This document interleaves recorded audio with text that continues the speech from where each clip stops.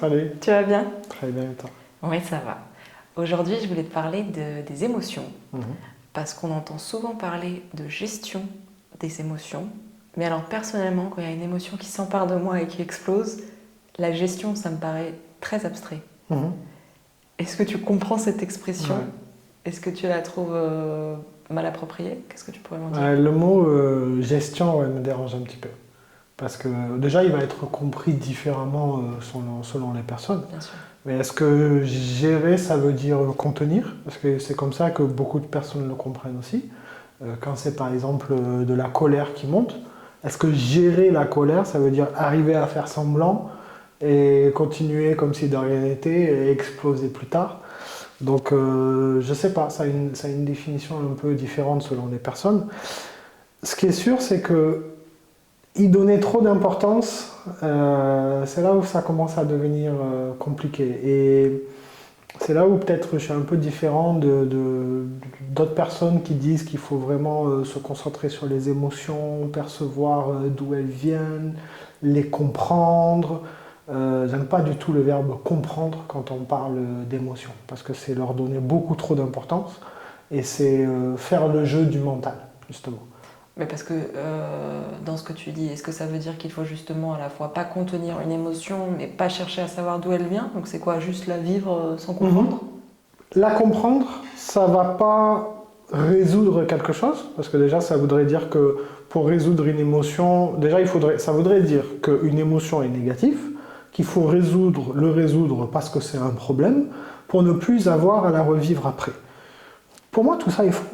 Il n'y a rien qui est négatif dans une émotion. C'est nous qui définissons que, par exemple, la colère est une émotion négative. Que la colère soit une émotion qui est inappropriée à certaines situations sociales, oui. Mais est-ce que c'est une émotion négative en soi?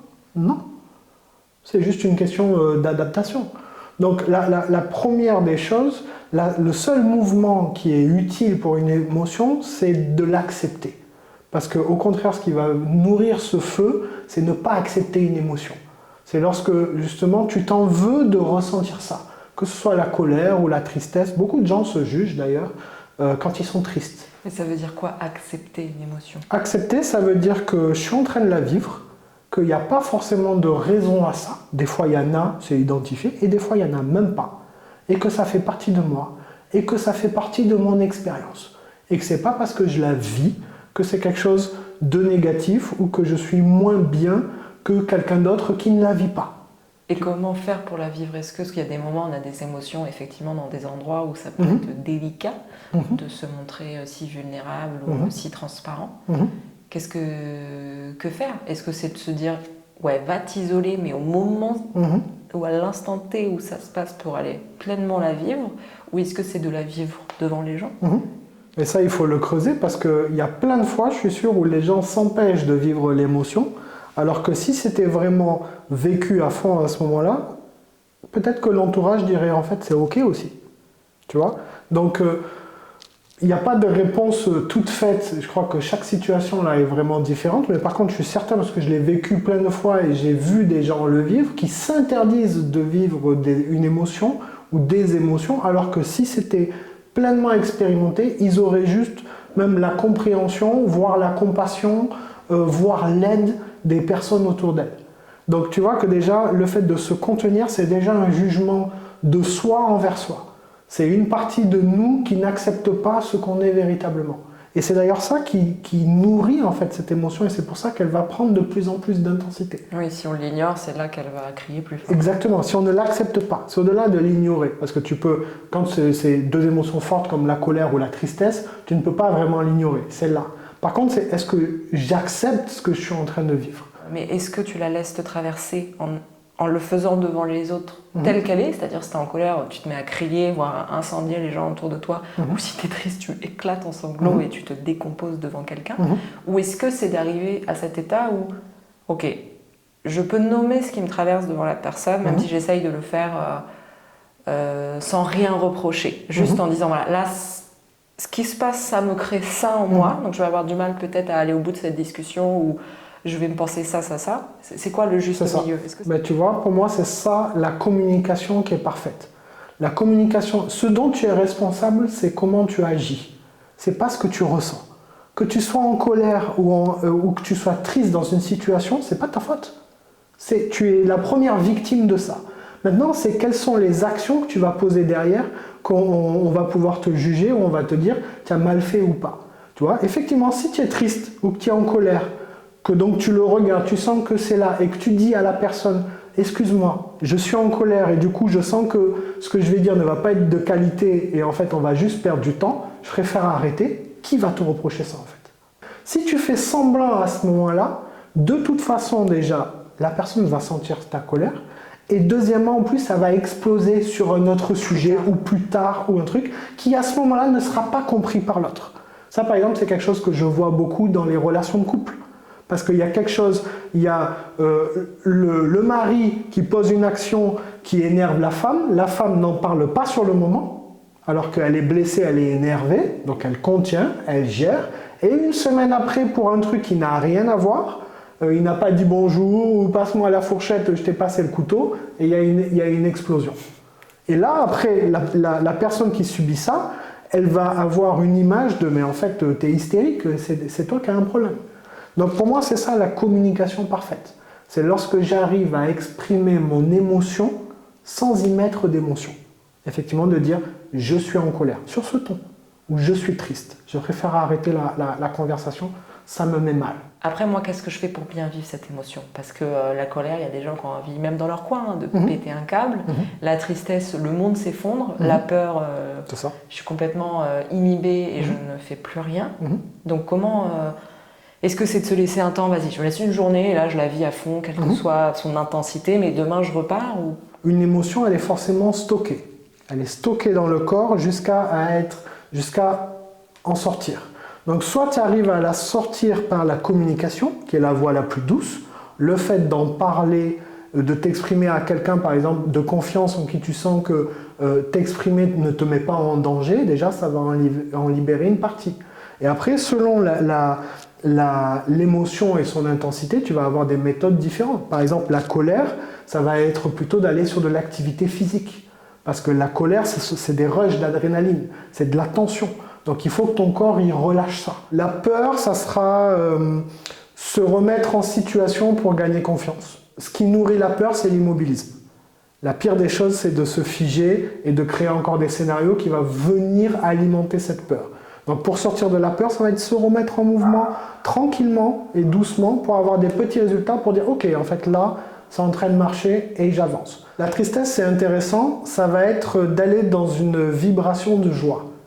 Parce que la tristesse, c'est très facile d'aller dans la même vibration. Regarde quand par exemple tu as un choc amoureux ou que tu t'es fait quitter, des trucs comme ça, tu écoutes des musiques tristes. Et ça te maintient dans cette vibe. Et c'est très désagréable d'écouter quelque chose de joyeux à ce moment-là. Ça vient de vraiment te perturber, c'est insupportable. Or, c'est quelque chose qui te fait du bien. Parce qu'en te mettant dans une autre vibe, une autre vibration, en fait, tu vas progressivement sortir de la tristesse. C'est pour ça que, et tu vas venir te mettre sur cette vibration-là. C'est pour ça que d'ailleurs les gens, tes amis vont toujours te dire viens avec nous, sors un peu. Exactement, pour te changer. Mais c'est vrai. Et toujours observer, est-ce que ce que j'ai fait a produit le résultat ou pas. Mais dès que je commence à trouver des astuces ou des méthodes qui me soulagent, en fait, j'applique ça. Et c'est ça qui, dans le temps, en fait, il y aura de moins en moins d'intensité dans cette émotion. Et même quand elle est vécue, elle partira de plus en plus vite. Par contre, tu disais de parler à quelqu'un de confiance, ça peut aider à sortir l'émotion. Mais moi, personnellement, si je parle d'une émotion, c'est parce que j'essaye de comprendre d'où ça vient. Mais en parler, ça ne veut pas forcément dire essayer de la comprendre. En parler, ça peut être communiquer que je suis en train de la vivre et de communiquer plutôt dans le présent ce que ça me fait et les conséquences que ça a. C'est pour ça que c'est intéressant là, d'avoir une personne de confiance dont tu sais que le communiqué n'aura aucune conséquence négative. La personne ne va pas te juger ou ne va pas te faire payer l'émotion que tu es en train de vivre. Alors que si tu pars dans le chemin de la réflexion et d'essayer de comprendre, c'est là où je te dis, tu vas dans un monde où tu lui donnes beaucoup plus d'importance et tu vas te retrouver au contraire en plus dans le futur à analyser toutes les situations. C'est-à-dire que tu vas analyser, ah mais ça en fait, ça peut me mettre en colère donc j'y vais pas, ça. Et encore une fois, là, tu donnes beaucoup trop d'importance aux pensées et tu n'es pas dans le moment présent, tu n'es pas en train de vivre. Et donc, potentiellement, tu t'alimentes toi-même de ces émotions-là. D'ailleurs, pire des choses même, je vais te dire même la pire des choses, c'est de s'identifier même à ces émotions. Parce que si tu essayes de le comprendre, un jour, tu vas peut-être même me dire « moi, je suis quelqu'un de colérique ». C'est-à-dire que tu t'es identifié à des émotions que tu as vécues. Et c'est la pire des choses, parce que si toi-même tu t'es identifié à ça, ça veut dire que tu crées le chemin préférentiel pour que cette émotion pop-up à la moindre occasion. Mais ça, c'est plutôt très dur de ne pas s'identifier à ces émotions, parce qu'on a tous en tête le membre de la famille qui nous cantonne à un rôle ou un type de réaction depuis qu'on est tout petit. Et ça arrive même parfois avec des gens bienveillants avec lesquels tu évolues, qui peuvent te taquiner. Donc tu vois, ça part pas d'une mauvaise intention, mais qui vont dire oh, attention, là elle va encore me faire ça, ou attention, là il est en train de se faire un truc dans sa tête.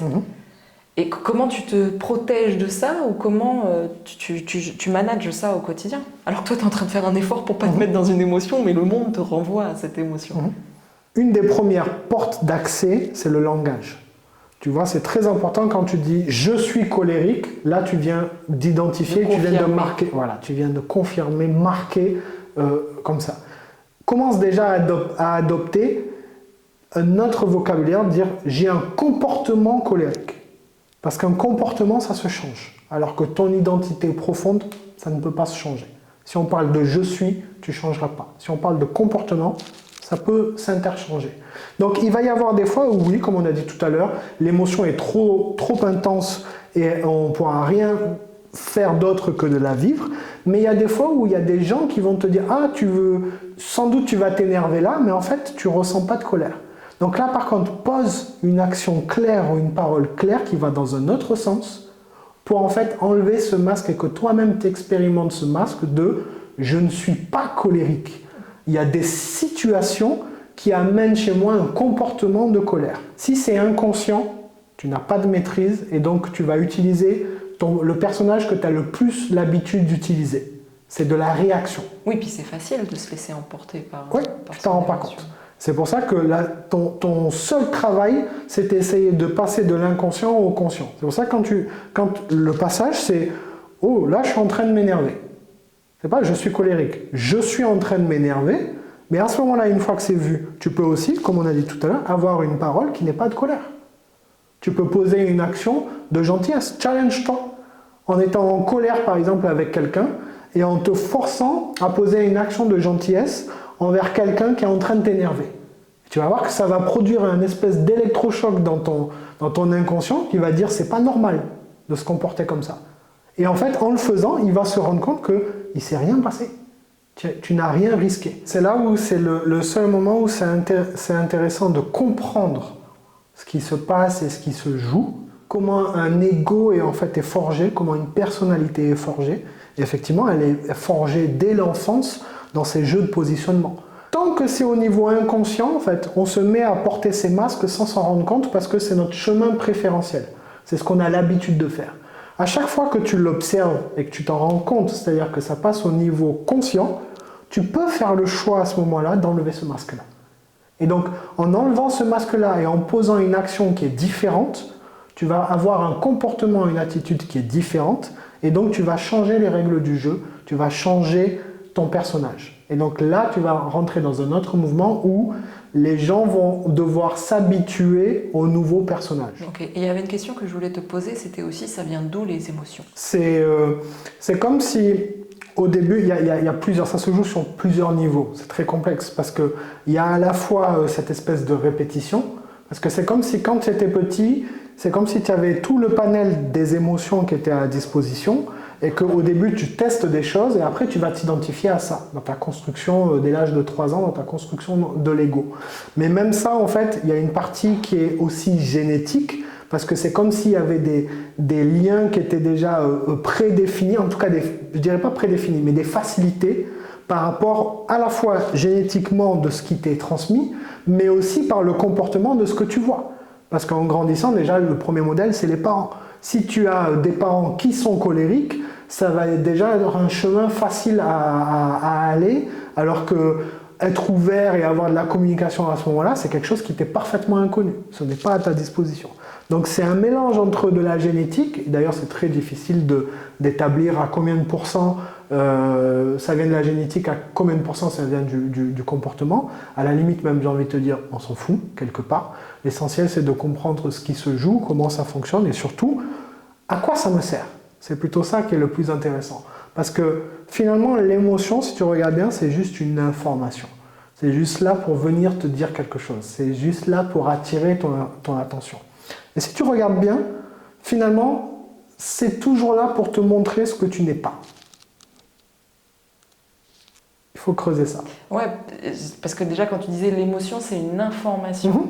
Donc moi j'allais te dire, ça veut montrer que j'ai une sensibilité sur la question, ça me montre que ma susceptibilité est le signe peut-être de quelque chose qui me manque ou de quelque chose qui vient me toucher. Déjà, ça veut dire quoi? Je dirais, te donne une information. Ouais, je dirais que ça te donne toujours une information sur ce à quoi tu t'identifies. Et comme on l'a dit tout à l'heure, toute identification est absolument fausse. Ce n'est pas ce que tu es profondément, dans ta couche la plus profonde. Et là, on va dans des sujets qui peuvent toucher à la spiritualité même. Mais dans ta couche la plus profonde, ce n'est pas ce que tu es. Donc en fait, à chaque fois que tu vis une émotion, c'est là pour te montrer que tu t'identifies à quelque chose qui n'est pas toi. Et c'est pour ça que c'est douloureux. Dans ta couche la plus profonde, dans ce que tu es profondément, il n'y a rien qui peut te blesser. Donc si tu es blessé à un moment donné, et que ça entraîne de la tristesse ou de la colère ou quoi, c'est que tu t'es identifié à quelque chose, en l'occurrence ce personnage, quand on disait tout à l'heure les masques, tu t'es identifié à ce personnage, et c'est ça qui te fait souffrir. Donc t'invites toi à voir une émotion comme une bonne nouvelle. Où est-ce que tu veux m'emmener? Je t'amenais à ce que, à chaque fois que tu laisses tomber un masque, tu es en train d'avancer. Et des fois, il y a beaucoup de masques. Des fois, il n'y en a pas qu'un seul. Et en enlevant un, tu te rends compte qu'il y en a un dessous. Mais tu es en train d'avancer. C'est ça qu'on appelle le travail sur soi, profondément. Le travail sur soi, ça veut dire découvrir ce que je ne suis pas, en réalité. Les gens disent toujours, je veux découvrir ce que je suis. En fait, ce que tu es, tu vas le découvrir quand tu auras enlevé tout ce que tu n'es pas. Déconstruire toutes les certitudes. Exactement. Déconstruire toutes les croyances, toutes les identifications. C'est là où il y aura plus de masques et tu verras véritablement ce que tu es. Et ce que tu es est profondément joyeux, profondément en paix et ne peut pas ressentir des émotions comme ça. Est-ce que tu arrives à voir quelle est la voie qu'on doit emprunter justement pour de passer d'une étape à l'autre? Parce que tu vois, je pense qu'il y a beaucoup de gens qui restent bloqués dans ça. C'est qu'à ce moment-là, quand l'émotion, elle est vécue, il y a deux chemins. Il y a le chemin de gauche où en fait j'essaye de justifier pourquoi je ressens ça. C'est-à-dire que je suis concentré sur les événements extérieurs. Donc comprendre pourquoi ça m'a créé ça. Au-delà de ça, c'est déjà, en fait, je suis énervé, je vais m'énerver contre toi parce que c'est toi qui m'as énervé. On va justifier que c'est normal que je sois énervé parce que cet événement m'a énervé. Ouais. Tu comprends? Donc on est concentré sur l'événement extérieur. Alors que tu sois énervé, c'est purement intérieur. Donc déjà, c'est ne pas emprunter ce chemin de l'extérieur et de venir justifier pourquoi. Accuser. Ou accuser, ou vouloir montrer que j'ai raison.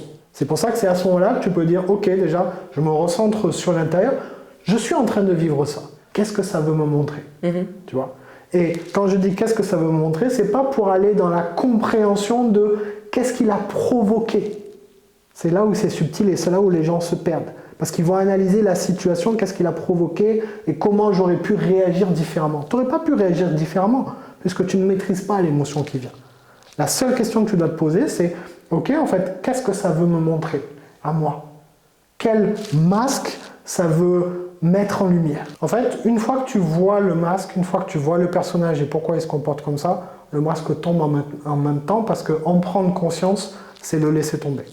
Tu peux plus, une fois que prendre conscience, jouer ce jeu consciemment, ça n'a aucun sens. Ouais, mais parce après, que c'est douloureux. C'est pas parce que tu as réussi à forcément en prendre conscience une fois que ça va pas se reproduire. Si, vraiment. Une fois que c'est démasqué, ça se reproduit plus.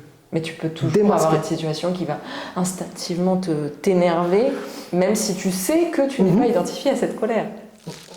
Je crois pas. Vraiment. Vraiment, je crois pas. Dans ce cas-là, où, quand je te dis, parce que peut-être tu perçois pas la couche vraiment profonde. Toi, tu perçois une situation où j'aurais compris, et si cette situation revient, celle-là, je ne m'énerverai pas, mais si elle est différente, potentiellement, je peux m'énerver. Non, moi, je te parle de la couche la plus profonde. Je te parle d'une couche où tu te rends compte complètement que c'est un personnage qui est en train de jouer, et donc il n'y a aucune raison pour toi d'être en colère, profondément. Mais comment tu vas explorer ça aussi profondément? Parce que même d'analyser, tiens, ça vient de l'enfance, ou tiens, je me cantonne à ce rôle-là, déjà là pour moi c'est de l'ordre du mental. Tu es en train de comprendre, d'analyser qu'est-ce qui déclenche ce masque chez toi. Ah non, cette étape la plus profonde, elle ne peut pas venir par l'analyse.